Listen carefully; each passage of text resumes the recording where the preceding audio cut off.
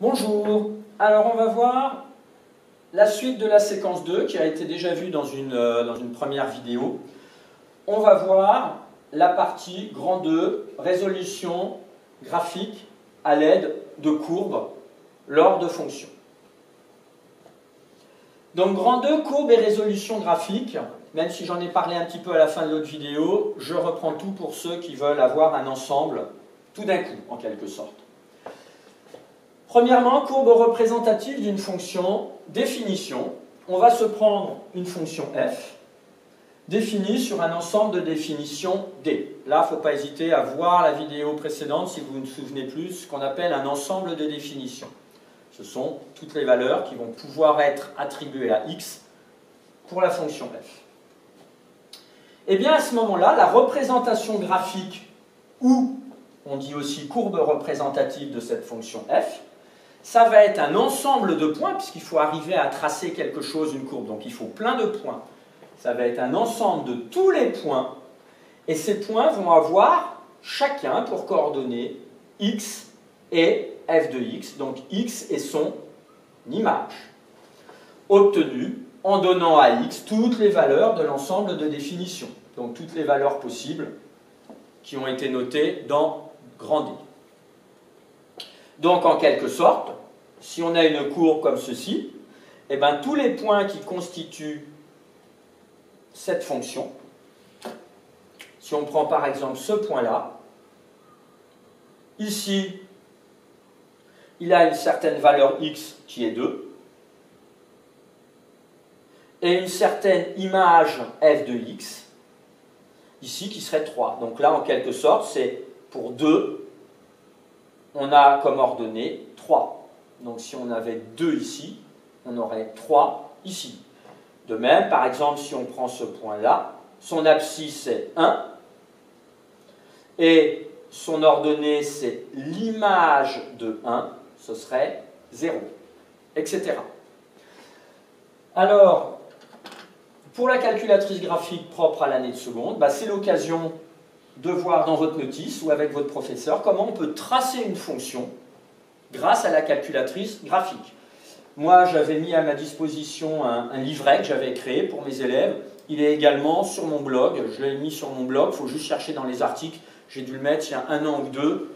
Donc, il faut aller chercher dans les anciens articles, ceux qui sont intéressés pour consulter le livret.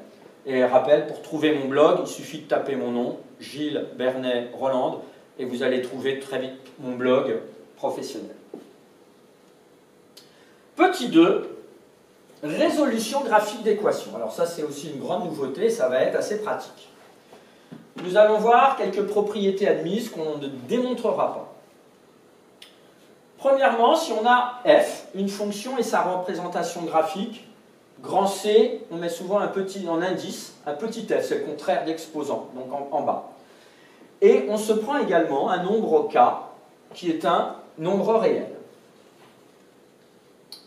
Alors, si on veut résoudre graphiquement, donc à l'aide d'un graphique, d'une courbe, f de x égale k, donc on a bien une égalité, on va bien avoir une inconnue, on va voir où elle va se trouver tout à l'heure dans un exemple, et bien ça va revenir à déterminer les abscisses des points d'intersection entre la courbe f et la droite y égale k. Donc c'est deux lignes qui sont très importantes à comprendre. Il va falloir trouver les abscisses des points d'intersection de la courbe et d'une droite. On verra tout à l'heure dans un exemple. Deuxième propriété, cette fois-ci on a deux fonctions f et g. Donc si on a deux fonctions, on va avoir également la représentation de deux courbes, C indice f et C indice g. Et bien à ce moment-là, si on a deux courbes, on va pouvoir résoudre une autre équation graphiquement.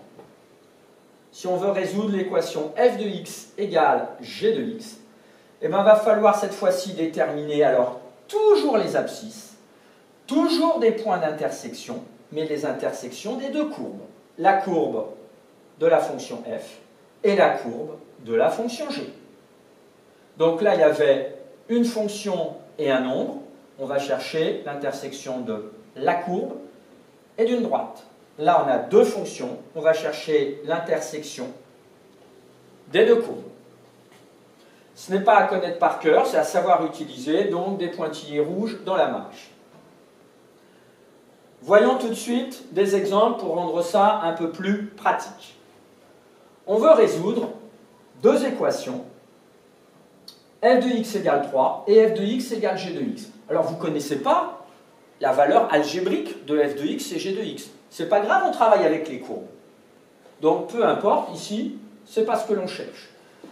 Alors, là j'ai mis la légende.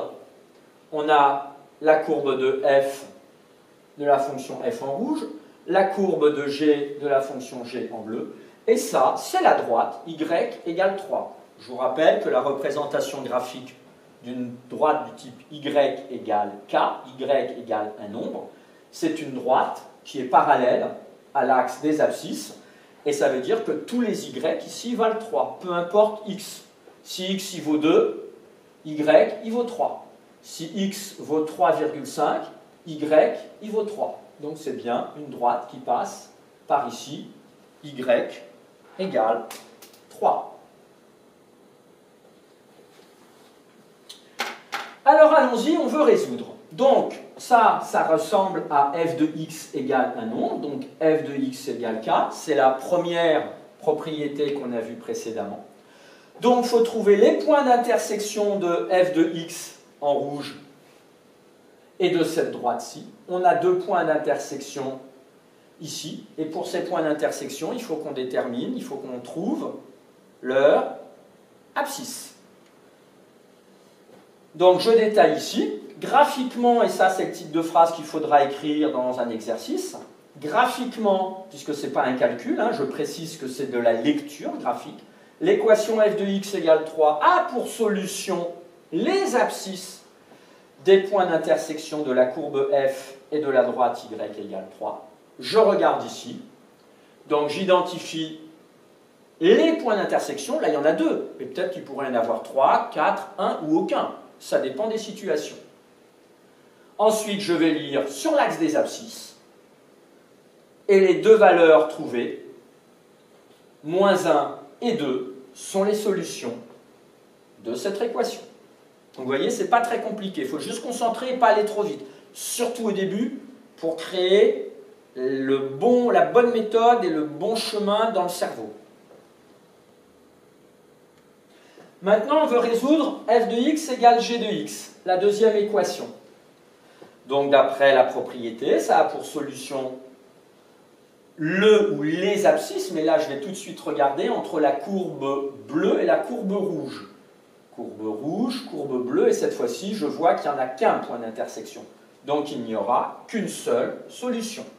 Donc a pour solution l'abscisse du point d'intersection des deux courbes. Donc voilà le point d'intersection. Il n'y en a qu'un seul. Là aussi, il pourrait y en avoir plusieurs ou aucun. Et à ce moment-là, je lis l'abscisse de ce point d'intersection, qui là, alors je devrais mettre, est environ 0, parce que là, il n'y avait pas de croix. Et voilà, donc je mets environ 0. Il y a une imprécision. Là, il y avait une croix, donc c'était précis. Là, ce n'est pas très précis. Donc là, on l'a fait en lecture graphique sur papier. Vous pouvez très bien, aussi avec votre calculatrice graphique, résoudre, à partir de graphiques, des équations. Pareil, à voir avec votre professeur, ou c'est également dans le livret que j'ai mis à votre disposition. Donc voilà pour cette séquence sur les fonctions. N'hésitez pas à la revisionner. S'il y a des questions, vous pouvez me mettre un commentaire et j'y répondrai le plus tôt possible. Bonne utilisation. N'hésitez pas à poser des questions à votre professeur, à chercher dans votre livre, à chercher dans votre cours et puis à activer vos neurones. Plus vous faites travailler votre cerveau, plus ce sera efficace dans vos apprentissages et donc pour les futures évaluations. À bientôt pour la suite.